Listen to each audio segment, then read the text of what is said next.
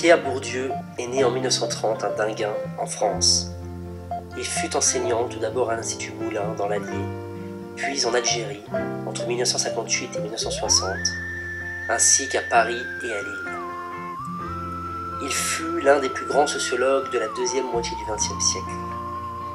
Ses idées sont d'une grande importance, à la fois dans la théorie sociale comme dans la sociologie de la culture.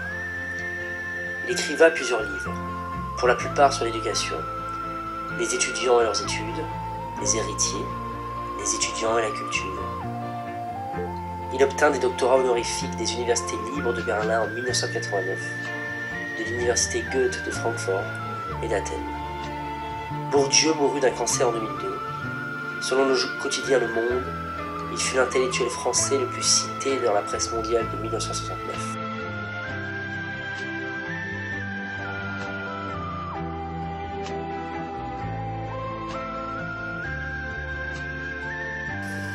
La Segunda Guerra Mundial fue un conflicto militar global que se desarrolló en el año de 1939 a 1945. En esta se vieron implicadas la mayor parte de las naciones del mundo, incluidas todas las grandes potencias. Enseguida, en 1945, surge la Guerra Fría. Este es un enfrentamiento ideológico en los niveles político, económico, social, tecnológico, militar e incluso deportivo, liderado por un lado por Estados Unidos y por el otro por la Unión Soviética. La Guerra de Argelia, 1954-1962. Tuvo lugar lo que se conoce como la Batalla de Argel, los ataques terroristas del FLN contra objetivos civiles y militares franceses. Fueron contestados de forma brutal por los paracaidistas del general Jacques Massu. Revolución Francesa de mayo de 1968. Este poderoso movimiento tuvo lugar en el punto culminante del auge económico capitalista de la posguerra. Más tarde, la caída del Muro de Berlín en 1989, que significó el fin del régimen de la RDA y de los regímenes comunistas en Europa Oriental.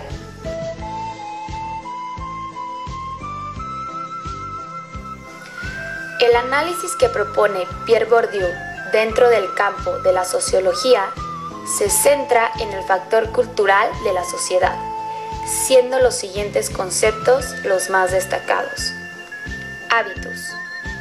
Es entendido como el conjunto de condicionamientos asociados a una clase particular de condiciones de existencia, es decir, a las posiciones ocupadas en un campo. En pocas palabras, es la forma de actuar y de ser condicionada al grupo social al que perteneces.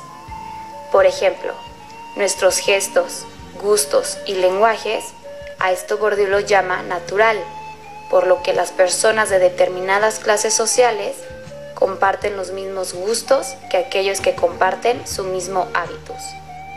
Campo. Está definido como un conjunto de estructuras predispuestas a funcionar como estructuras estructuradas, que mediante la práctica son capaces de reproducirse, representando la realidad social. Es decir, es un espacio social estructurado el cual está compuesto por instituciones, agentes y prácticas. Para Bourdieu, el capital cultural es definido como un instrumento de poder al nivel del individuo bajo una forma de un conjunto de cualificaciones intelectuales, producida por el medio familiar y el sistema escolar. Es un capital porque se puede acumular a lo largo del tiempo y también, en cierta medida, la transmisión a sus hijos, la asimilación de este capital en cada generación es una condición de la reproducción social. Como todo capital, da un poder a su poseedor. Este es dividido en tres. La primera división se refiere al estado incorporado, que es la acumulación del capital cultural y exige una incorporación que en la medida en que supone un trabajo de inculcación y de asimilación, consume tiempo. Tiempo que tiene que ser invertido personalmente. Este capital personal no puede ser transmitido instantáneamente. puede adquirirse en lo esencial, de manera totalmente encubierta e inconsciente, y queda marcado por sus condiciones primitivas de adquisición, y muere con su portador. El segundo estado se refiere al estado objetivado, el cual el capital cultural puede ser de material, como escritos, pinturas, monumentos, etc. Es transmisible en su materialidad. Así, los bienes culturales pueden ser objeto de una apropiación material que supone el capital económico, además de una apropiación simbólica que supone el capital cultural.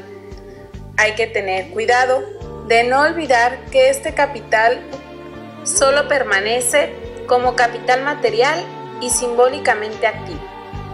El último estado es el llamado institucionalizado. Se refiere a que hay que conferirle un reconocimiento institucional al capital cultural poseído por un determinado agente.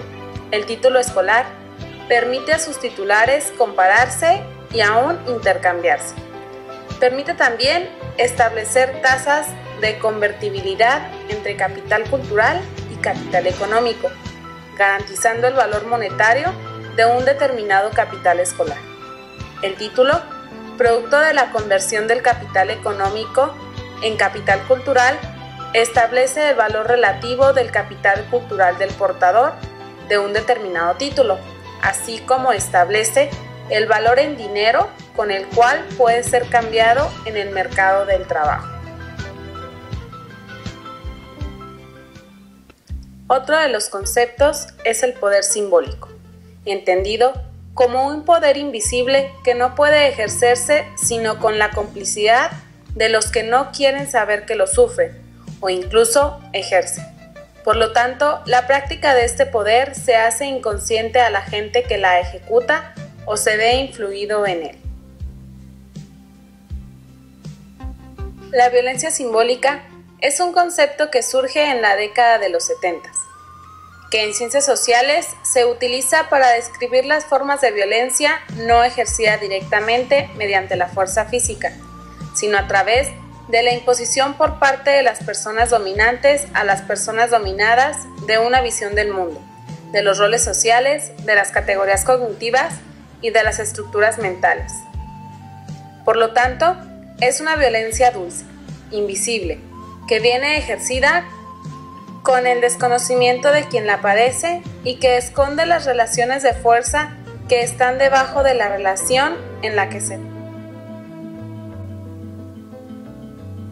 Una ejemplificación clara de lo que es poder y violencia simbólica es la crítica que hace Bourdieu hacia los medios de comunicación, donde afirma que el poder simbólico es una práctica en contra de quienes no han tenido la oportunidad de adquirir una cultura, y se ejerce con la complicidad de quien lo padece sufriendo lo que se denomina violencia simbólica, es decir, la imposición de significados dentro de un determinado ámbito social. Ideas principales del libro Los herederos por Pierre Bourdieu. El aporte fundamental de Bourdieu en esta obra consistió en explicar los mecanismos de elección de elegidos y de producción de las percepciones sociales de su justificación y por lo tanto de aceptación sumisa de la selección social por los propios perjudicados. Para Pierre Bourdieu, el sistema educativo, de manera general, propicia que los estudiantes sean pasivos, dependientes y con una pobre visión de su futuro. Las clases campesinas y obreras que ingresan al sistema educativo están en desventaja frente a la pequeña burguesía, porque difieren en cuanto a la facilidad de asimilar la cultura y la propensión de adquirirla. Bourdieu describe que los profesores y estudiantes son cómplices entre sí del autoritarismo de los primeros y la pasividad de los segundos. El oficio de estudiante está cerca de parecer un fingimiento en tanto más se encuentre distanciada de las tareas profesionales. El análisis que propone Pierre Bourdieu sobre la desigualdad educativa tiene su epicentro en el factor cultural de los estudiantes. Los estudiantes de clases cultas están mejor preparados y obtienen mejores resultados en la escuela debido a los privilegios sociales que les han preparado para adaptarse a un sistema de exigencias difusas e implícitas. El origen social es sin duda el que ejerce mayor influencia sobre el medio estudiantil, mayor en todo caso que el sexo y la edad, y sobre todo, más que tal o cual factor claramente percibido como la afiliación religiosa. Según Bourdieu, los estudiantes solo son iguales formalmente a la hora de la adquisición de la cultura académica y son diferentes por el sistema de características culturales que comparten en parte, aunque no se lo confiesen con su clase de origen. Dos de las consecuencias de la desigualdad ante la educación son el retraso y el estancamiento de las clases desfavorecidas. El éxito escolar depende de los hábitos culturales heredados por el origen social y transmitidos en el medio familiar. Para los hijos de campesinos, de obreros, de empleados o de pequeños comerciantes, la adquisición de la cultura educativa equivale a una aculturación.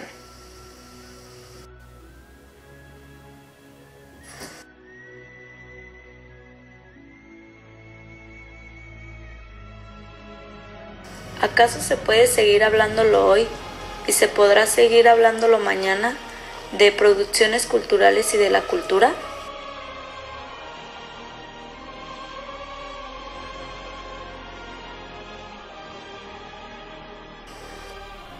Es posible que algunos individuos logren superar los condicionamientos desfavorables que la estructura social plantea.